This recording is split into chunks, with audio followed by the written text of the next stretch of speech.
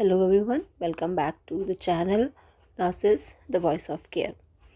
तो आज की वीडियो में हम देखेंगे किस टॉपिक के ऊपर, इंट्राक्रेनियल प्रेशर, जिसको शॉर्ट फॉर्म में हम आईसीपी भी बोलते हैं।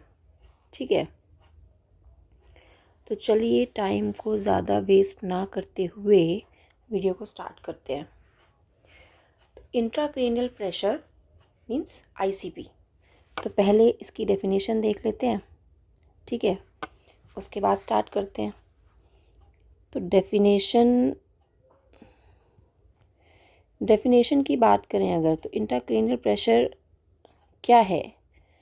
इंट्राक्रेनियल प्रेशर आईसीपी ये एक प्रेशर है जो कि ब्रेन टिश्यू, ब्लड, सीएसएफ के द्वारा लगाया जाता है। किस पे? A fixed space of skull, मतलब कि स्कल के अंदर एक फिक्स स्पेस में सीएसएफ यानी कि सेरिब्रोस्पाइनल फ्लूइड, ब्लड और ब्रेन के जो टिश्यूज़ हैं, ये जो टोटल मिला के प्रेशर एक्सर्ट करते हैं, उस प्रेशर को बोलते हैं हम इंट्राक्रेनियल प्रेशर। तो इसकी डेफिनेशन अगर हम लिखेंगे, डेफिनेशन में आ जाएगा pressure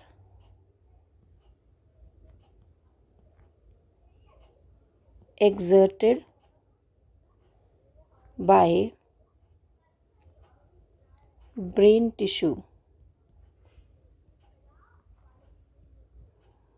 blood, CSF. CSF is cerebrospinal fluid. CSF within the fixed space, within the fixed space of skull, right? So this is called क्या? Intracranial pressure. वैसे हम इस वीडियो को बहुत ज़्यादा लॉन्ग नहीं रखेंगे, 2 पार्ट में इस वीडियो को हम देखेंगे। पहले पार्ट में हम इसके इंटरवेंशंस तक चलेंगे, देन नेक्स्ट पार्ट 2 जो है उसमें हम मेडिकेशंस और सर्जिकल इंटरवेंशन और कुछ क्वेश्चंस जो एनक्लेक्स में दिए हुए हैं उसको हम डिस्कस करेंगे, ताकि एक आइडिया मिल जाए कि नॉर्सेट में जो मेंस का एग्ज़ाम होता है उसमें कैसे क्वेश्चंस आते हैं। ये हो गई इसकी डेफिनेशन, ठीक है।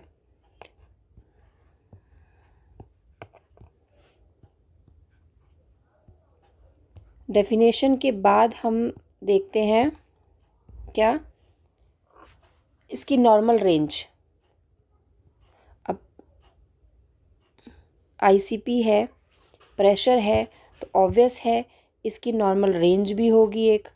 तो इंट्राक्रेनियल प्रेशर की जो नॉर्मल रेंज आ जाती है, वो नॉर्मल रेंज है क्या? Sorry, 5 to 15 mm of Hg, ठीक है। और ये वैल्यू जो है वो बहुत ज़्यादा इम्पॉर्टेंट वैल्यू है। ये कभी कभी डायरेक्ट क्वेश्चन भी आ जाता है कि इंट्राक्रेनियल प्रेशर की नॉर्मल रेंज बताओ, ठीक है। नेक्स्ट है क्या? नेक्स्ट हम देखेंगे कॉजेज़, कि इसके कॉजेज़ क्या क्या हैं, ठीक है। कॉजेज़ में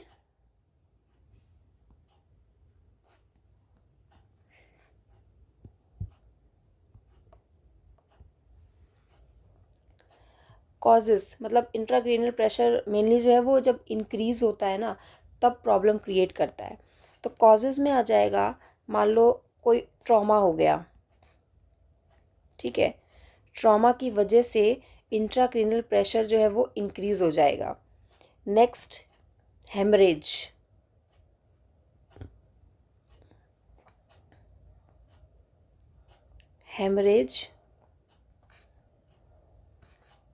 ट्यूमर।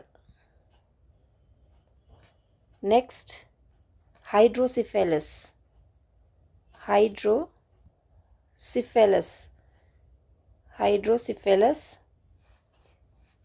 एंड एडिमा, और या फिर इन्फ्लेमेशन बोलो। तो अगर आप एक चीज़ इसमें देख रहे होंगे, अगर मान लो ट्रॉमा हो जाता है, ट्रॉमा की वजह से आईसीपी जो है वो इंक्रीज़ हो जाएगा। हेमरेज यानी कि ब्लीडिंग हुई, ब्लीडिंग होने से ब्लड का वॉल्यूम इंक्रीज होगा ब्रेन में, वो प्रेशर क्रिएट करेगा और आईसीपी यहाँ पर भी आईसीपी इंक्रीज हो जाएगा। ट्यूमर की वजह से भी प्रेशर इंक्रीज होगा, आईसीपी इंक्रीज होगा। ठीक है, हाइड्रोसेफेलस एक अलग से डिजीज़ का नाम है। ठीक है, इसमें क्या होता है, हाइड्रोसेफेलस में आपका सीएसएफ जो है उसका सिक्रीशन ज़्यादा होने लगता है। ठीक है, सिक्रीशन ज़्यादा होने लगता है जिसकी वजह से आईसीपी जो है वो भी इंक्रीज हो जाता है। अब एडिमा, एडिमा तो है ही कलेक्शन ऑफ फ्लूइड। ठीक है, इसका मतलब ही यही है, कलेक्शन ऑफ फ्लूइड। अब फ्लूइड का कलेक्शन होगा अगर ब्रेन में तो क्या होगा, अपने आप प्रेशर इंक्रीज होगा। किसी मतलब समझ रहे हो मैं क्या बोलना चाह रही हूँ, कि किसी क्लोज्ड स्कल, एक तो क्लोज स्पेस है, ठीक है, उसमें ऑलरेडी हमारा ब्रेन टिश्यू, ब्लड, सीएसएफ ये प्रेशर एग्जर्ट कर रहे हैं। ठीक है, उसमें भी अगर एडिमा हो जाएगा, किसी फ्लूइड का कलेक्शन हो जाएगा तो आईसीपी जो है वो इंक्रीज हो जाएगा। ठीक है, प्रेशर भी तो इंक्रीज होगा ना, इससे क्या होगा, आईसीपी हमारा इंक्रीज हो जाएगा ब्लड में। ठीक है, नेक्स्ट बात करते हैं हम क्या,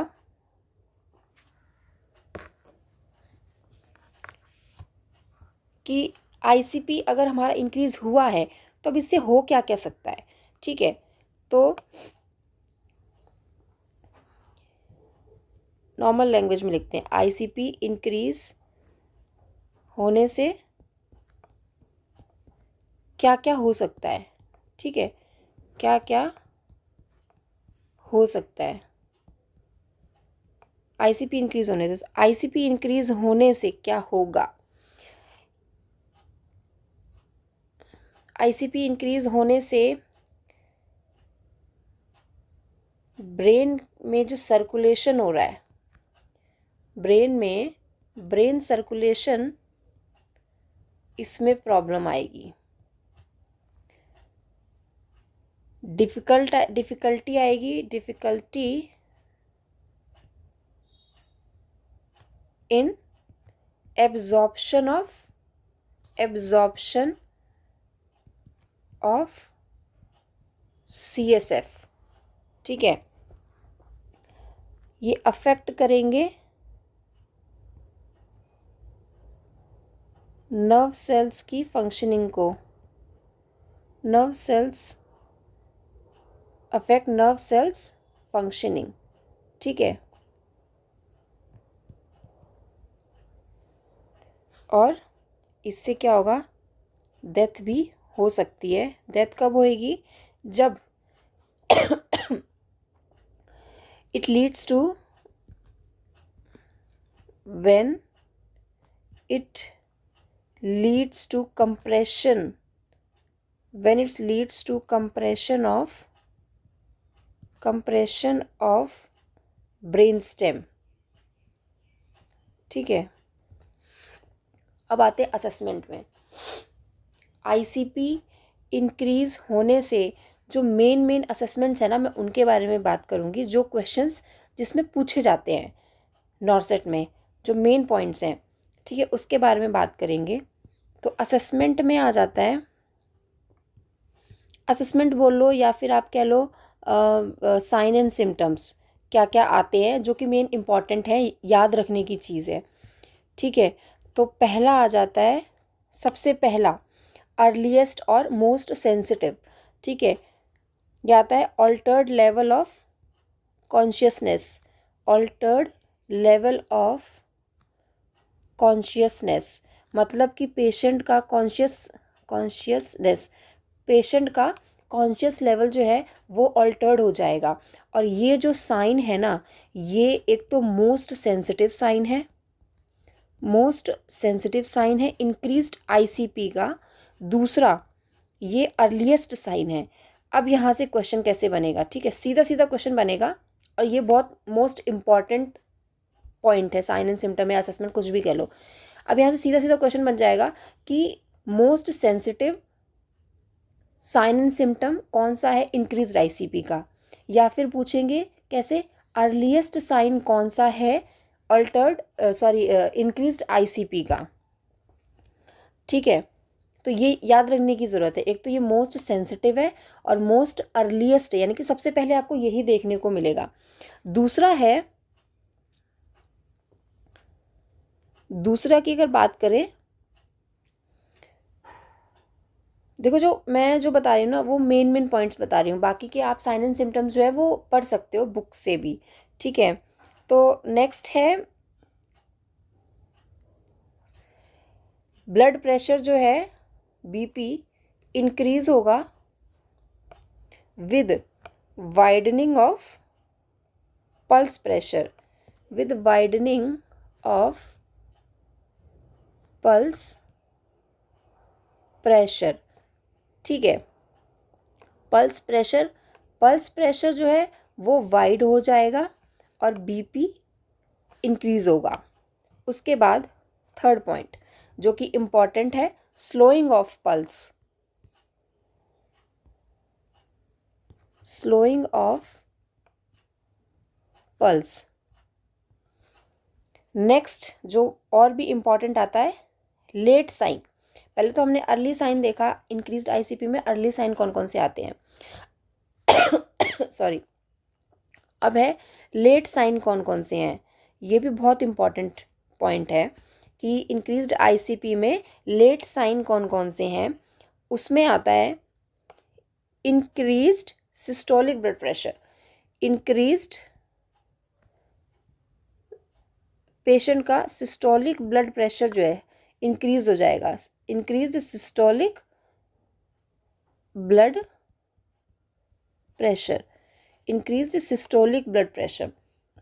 सिस्टोलिक यानी कि जैसे हम ब्लड प्रेशर लिखते हैं ना 110/80, तो this is systolic, this is diastolic, this is systolic, this is diastolic. तो ये वाला ब्लड प्रेशर जो है वो इंक्रीज हो जाएगा। नेक्स्ट क्या है, वाइडेंड पल्स प्रेशर, जो कि हमने ऊपर भी पढ़ लिया है, widened pulse pressure, widened pulse pressure. Next slowed heart rate. अब आप बोल रहे हो कि बार बार क्यों बता रही है ये, ठीक है, बार बार ऊपर तो बता दिया, दोबारा से लेट साइन में वही सेम चीज़ बता दी। क्यों बता रही हूँ, क्योंकि ये जो 3 पॉइंट्स मैंने लिखे हैं 1, 2 और 3, ये 3 पॉइंट्स कहलाते हैं ट्रायड ऑफ आईसीपी, ठीक है। तो ट्रायड ऑफ आईसीपी मतलब ये 3 चीज़ें जो हैं वो इंक्रीज्ड आईसीपी में देखने को मिलती हैं। तो यहाँ पर हम एक इस तरीके से भी इसको याद कर सकते हैं, याद करने के लिए बना सकते हैं, एक ट्रायंगल बना लेते हैं, ठीक है, याद करने के लिए। इस ट्रायंगल में ऊपर लिखते हैं क्या हो गया, आईसीपी इंक्रीज हुआ, इसमें क्या देखने को मिलेगा, लेट साइन, मतलब यहाँ पर हमने लिख लिया लेट साइन, ठीक है। लेट साइन इसमें क्या हुआ, पहला क्या है, इंक्रीज्ड सिस्टोलिक ब्लड प्रेशर, दूसरा ये हो गया हमारा पहला। दूसरा है क्या, widened pulse pressure, widened pulse pressure, ये हो गया हमारा दूसरा पॉइंट। अब तीसरा है क्या, slowed heart rate, slowed heart rate.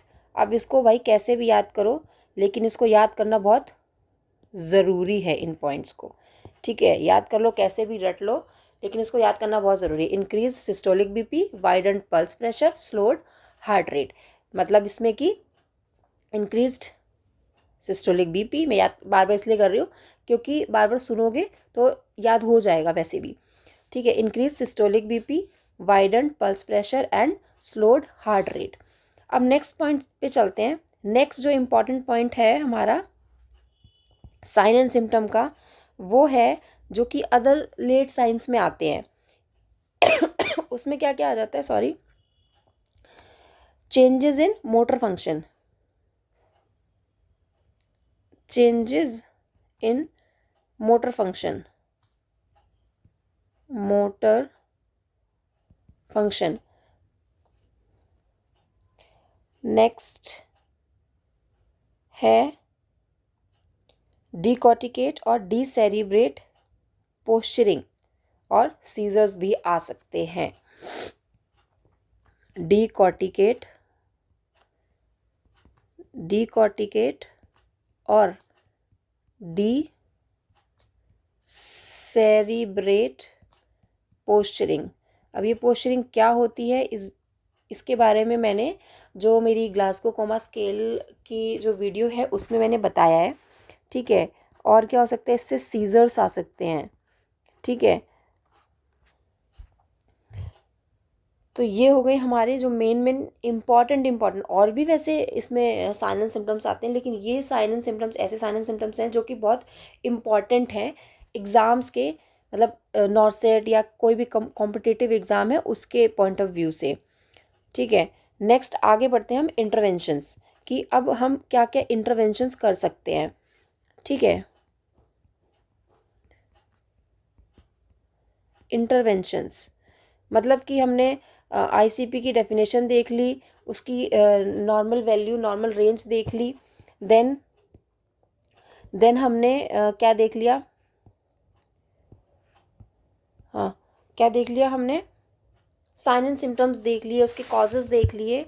अब चलते हैं कि कुछ करना भी तो पड़ेगा ना, कुछ ट्रीटमेंट भी तो करना पड़ेगा ना, क्या क्या इंटरवेंशंस हमें करनी है। तो पहली इंटरवेंशन जो इम्पॉर्टेंट है याद रखने वाली वो है कि पेशेंट का जो रेस्पिरेटरी स्टेटस है ना उसको मेजर करके रखना है, मतलब मॉनिटर करते रहना है टाइम टू टाइम। तो monitor respiratory status, monitor respiratory status, क्यों? टू प्रिवेंट हाइपोक्सिया और and prevent hypoxia.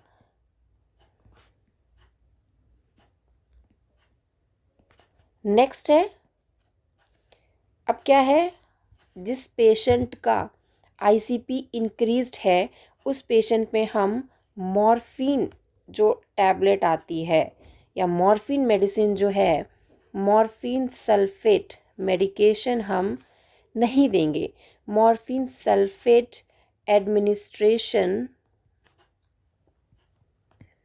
Administration should be avoided, ठीक है, शुड बी अवॉइडेड।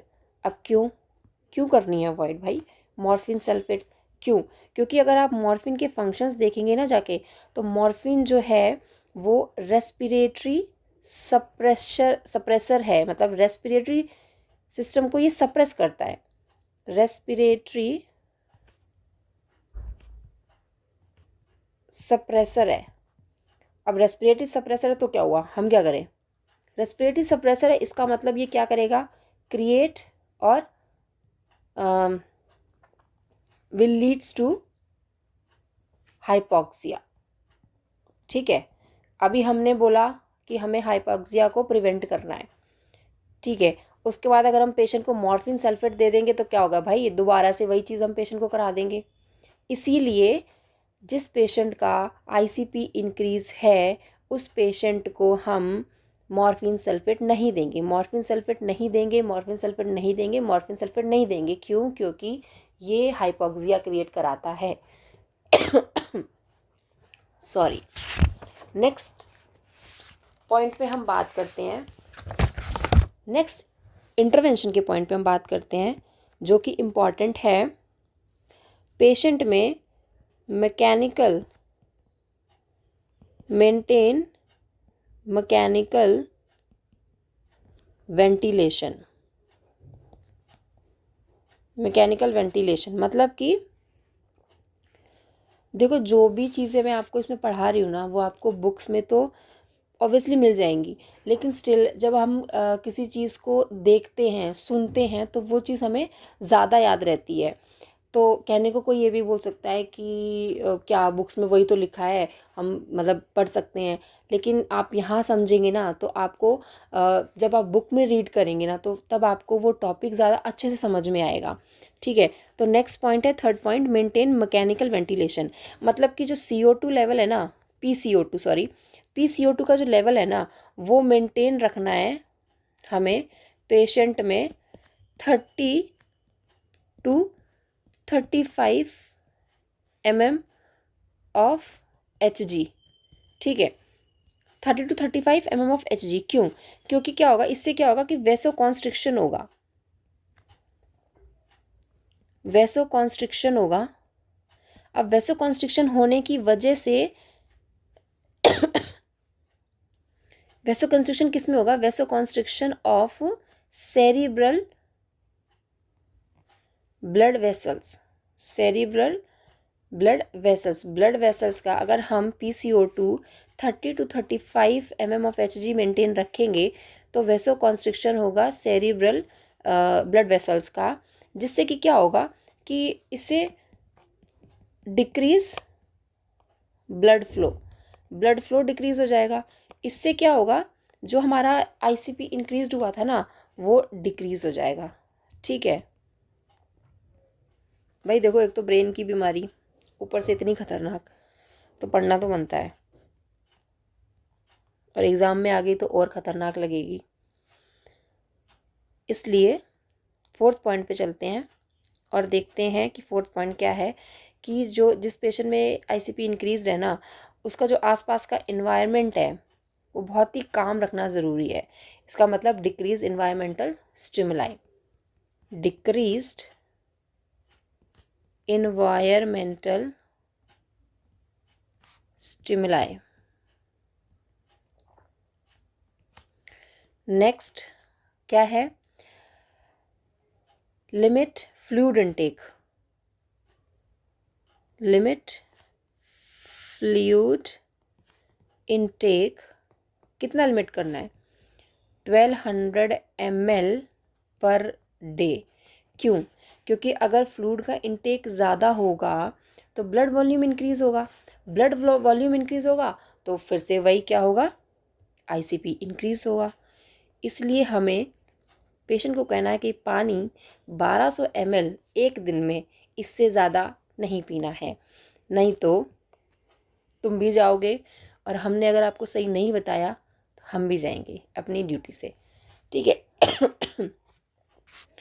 नेक्स्ट बात आती है किस पे? Avoid straining activities. जो स्ट्रेनिंग एक्टिविटीज़ है ना उसको अवॉइड करने के लिए बोला है। स्ट्रेनिंग एक्टिविटीज़ में क्या क्या आ जाती हैं, जैसे कि कफिंग, स्नीजिंग। ठीक है, तो क्लाइंट या पेशेंट को बोलना है, tell the patient to avoid straining, tell the patient to avoid straining activities। Writing मेरी हो सकती है गंदी, लेकिन पढ़ाई पे ध्यान दोगे तो ज़्यादा अच्छा रहेगा। Straining activities like coughing and sneezing. ठीक है, coughing and sneezing. Next, patient को बोलना है वालसेल्वा मैनूवर नहीं करना है, अवॉइड वालसेल्वास मैनूवर। अब ये क्या है? वालसेल्वा मैनूवर होता है, जैसे कि एग्जांपल ले लो, हम बलून फुला रहे हैं तो जो प्रेशर हम लगा रहे हैं ना और जो चेंजेस हमारी बॉडी में आ रहे हैं उसी मैनूवर को बोलते हैं वालसेल्वा मैनूवर। नेक्स्ट जो बहुत ही इम्पॉर्टेंट बात है याद रखने वाली, वो है जिस पेशेंट का ICP एलिवेटेड है, पेशेंट विद एलिवेटेड ICP, उस पेशेंट का जो बेड है, बेड वो भी हेड एंड साइड, यानी कि patient with elevated ICP elevate the head of the bed, elevate the head of the bed 30 to 40 degree, 30 to 40 degree, और अवॉइड कौन सी पोजीशन? ट्रेंडलरबर्ग पोजीशन,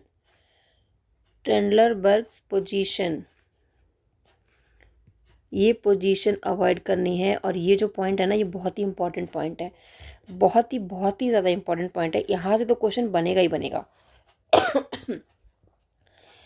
इसमें से क्वेश्चन कैसे बनता है कि एक पेशेंट है, आपको सिचुएशन दे देंगे, एक पेशेंट है, उसका आईसीपी जो है वो इंक्रीज हो रखा है। तो ऑप्शन में दे देंगे कि पेशेंट का ना जो हेड एंड साइड है वो कितने डिग्री एंगल पे एलिवेट करेंगे और कौन सी पोजीशन अवॉइड करेंगे। टेंडलर बर्ग पोजीशन होती है, कौन सी पोजीशन होती है कि जैसे ये पेशेंट है, ठीक है, ये पेशेंट लेटा हुआ है, टेंडलर बर्ग पोजीशन है, इधर बताती हूँ, इस तरीके से ये पोजीशन हम पेशेंट को नहीं देंगे। टेंडलर बर्ग पोजीशन, ये हमारा बेड हो गया, मतलब कि नीचे हेड एंड जो होगा ना वो नीचे की तरफ, और लेग जो फुट एंड है वो ऊपर की तरफ। तो क्यों नहीं देंगे, क्यों, क्योंकि ऑब्वियसली इससे पता चल रहा है कि अगर हम हेड एंड नीचे करेंगे ना तो ये हमारी जो ब्रेन है ना उसमें प्रेशर इंक्रीज होगा, तो ये और ज़्यादा आईसीपी को इंक्रीज करेगा। तो ये जो पॉइंट है ना जो मैंने बताया है, ये वाला पॉइंट बहुत इम्पॉर्टेंट है, ज़रूर याद रखना। हेड एंड को 30 to 40 डिग्री एंगल और टेंडलर बर्ग पोजीशन को नहीं, पेशेंट को टेंडलर बर्ग पोजीशन नहीं देनी है, नहीं देनी है, नहीं देनी है। तो ये वीडियो थी अभी आधी ही है, पार्ट 1, ज़्यादा लंबी हो जाएगी नहीं तो। दूसरे पार्ट में हम मेडिकेशन और सर्जिकल इंटरवेंशंस के बारे में देखेंगे, ठीक है। तो वीडियो कैसी लगी हो कमेंट ज़रूर करके बताना। Thank you.